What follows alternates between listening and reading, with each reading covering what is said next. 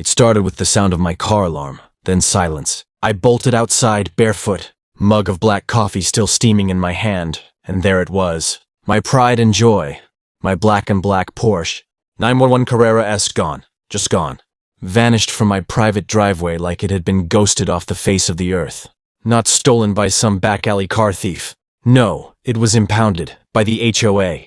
You heard that right. The Homeowners Association towed my Porsche. And get this, because they said it was suspiciously parked. Now most folks might have panicked, filed a complaint, maybe threatened a lawsuit. But see, I'm not most folks. I used to run undercover sting operations for the Bureau. Organized crime, arms trafficking, the worst of the worst. So if the HOA wanted to play dirty, fine. I'd treat it like a case. Because what the HOA didn't know was that my Porsche was more than just a car. It was bait. It was wired, tagged, and embedded with tech they wouldn't notice unless they knew where to look. And the HOA president, she didn't just tow it. She kept it. And that's where her whole little empire unraveled. If you've ever lived in an HOA-controlled neighborhood, you know the type.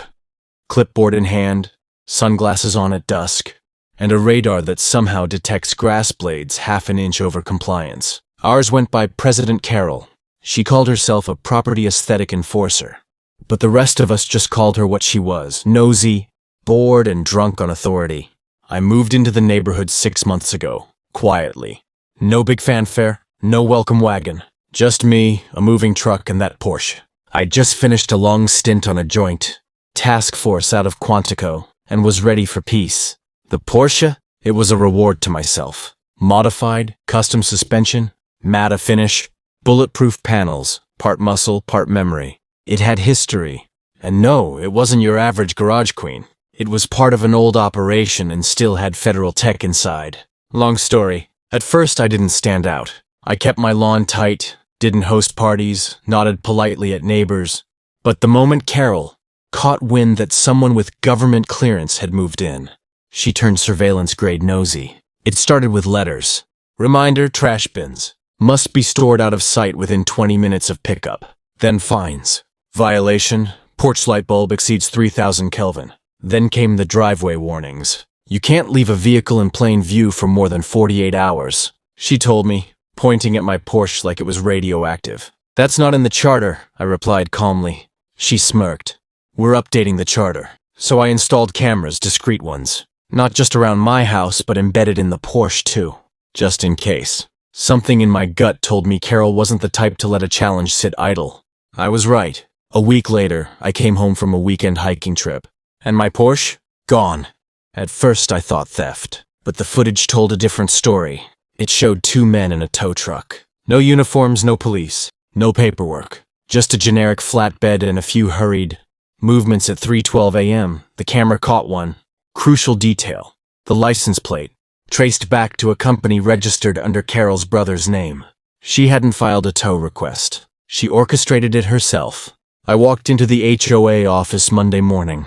She sat behind her desk, typing aggressively, not even pretending to look surprised. Morning, Carol, I said. Something wrong? She asked, all faux sweetness and smug posture. Yeah, I said, placing a USB stick on her desk. My car was stolen from my property. Thought you might want to see this. She didn't touch the drive. We had it removed. It violated vehicle visibility standards. As president, I have discretion. Even at 3 in the morning? With no police involvement? No documentation? Sometimes you have to act swiftly for the good of the neighborhood. Now, I'd seen cartel lawyers lie better than her. But Carol? She thought she was untouchable. And that made her careless. I asked where my car was. She said it had been safely impounded. Turns out the Porsche wasn't at an impound lot. Nope, it was in her garage. I found out from a neighbor who'd been walking her dog. The garage had been slightly ajar, and she caught a glimpse of a sleek black Porsche under a tarp. It wasn't just petty anymore, it was criminal. That night, I contacted my old field partner, Ronnie, now in cyber forensics. You still got access to the Bureau backend? For you?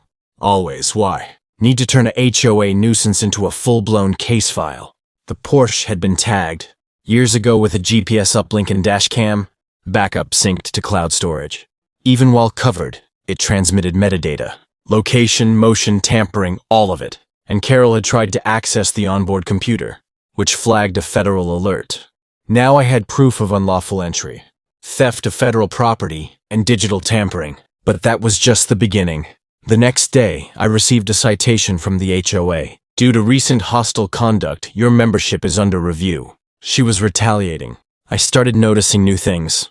My mailbox slightly ajar, dead grass patches near the sprinkler line, neighbors suddenly not waving back. It wasn't just about the car. Carol was waging a quiet war, and the neighborhood was her battlefield. One of my elderly neighbors, Mr. Langley, retired Army colonel, warned me.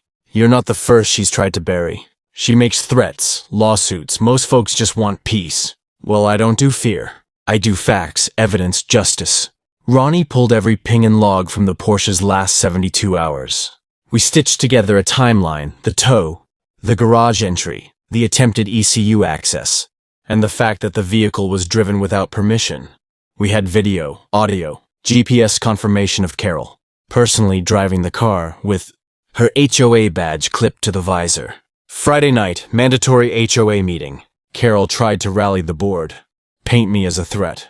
But I walked in with a real-time GPS feed. There, live, Asset 109B. Current location, 304.